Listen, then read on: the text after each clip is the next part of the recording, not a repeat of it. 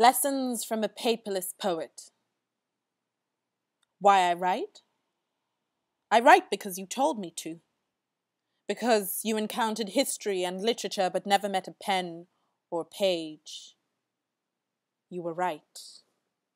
Right hands learned motions of creativity, creating a script that spelt first-person accounts of the most complex memoirs, memories of every character, leaving imprints on the soul.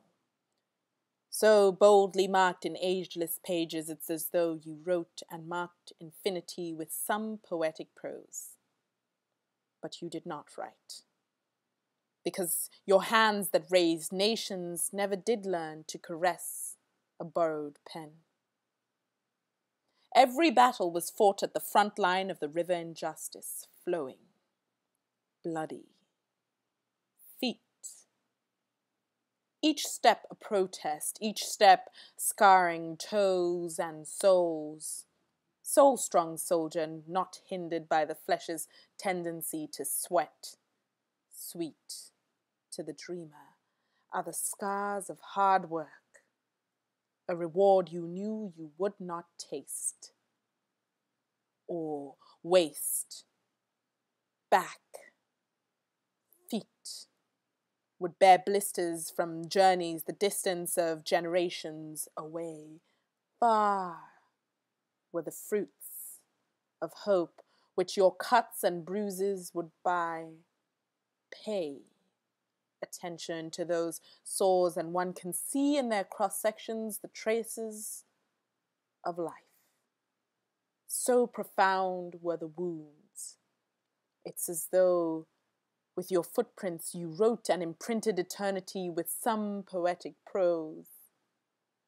But you could not write, because sweat never did turn into enough nuggets of gold to purchase the kind of ink found in fountain pens. You rose before the sun to wash white linen, whitewash the traces of the most vile acts of brutality that it had hosted the night before, when even the sun was too ashamed to bear witness. Testaments of a painful yesterday fluttered most delicately in the cool wind blowing, the dirty laundry of the household to which you were a slave aired out to dry, draining from you. Over the years, several molecules of hydrogen and oxygen, life, water, is not enough. And the remnants of tears and wrinkles are a residue to be faced. They cannot be washed clean. So deep are the stains of pain over time. It's as though every sheet carries a fragrance of your story, written in the wind to perfume history with some poetic prose. But you would not write, because those linen sheets never did become as pure as a clean page of paper from which every story begins. I only clearly see now why at every one of our meetings I was instructed to write. To write and regather literature, be it trapped by fear, soaked in pain, or carelessly lost in the wind.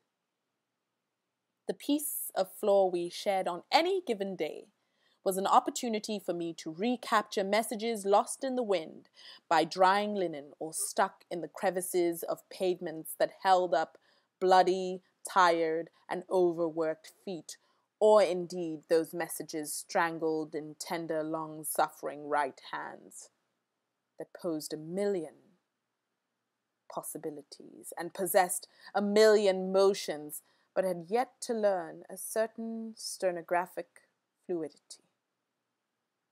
I regret that at 6 I was too young to transcribe your words and bring your stories to pen, to life outside of breath, sweat, and blood. I regret that I may never be old or wise enough to be a worthy bearer of your essence, but I refuse to regret that I did not try, and so I write. I write to try. I write following the style of Keats and Frost, Angelo and Simone, but tracing only your right handwriting, your footprints in the wind. I write poems like this, clumsily yet honestly constructed from the basics of any virgin attempt to write. Anthologies are but the children of alphabet. A, B, A, B, C, B, C, B. Poems like this one, called Why I Write. I write so that stories unwritten are not stories untold, lost before their creation.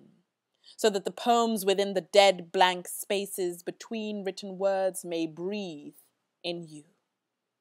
So that the lessons shared outside of books can have color illustrations, so that education disseminated by illiterate teachers can inspire generations, so that for lack of pens, minds will not go hungry and lies will never pose true, so that the liberty of paperless letters written by slaves and servants will never again be sold, so that the artistry of past suffering can bring us through, and the poems of our mothers will never grow cold. I write because she told me to.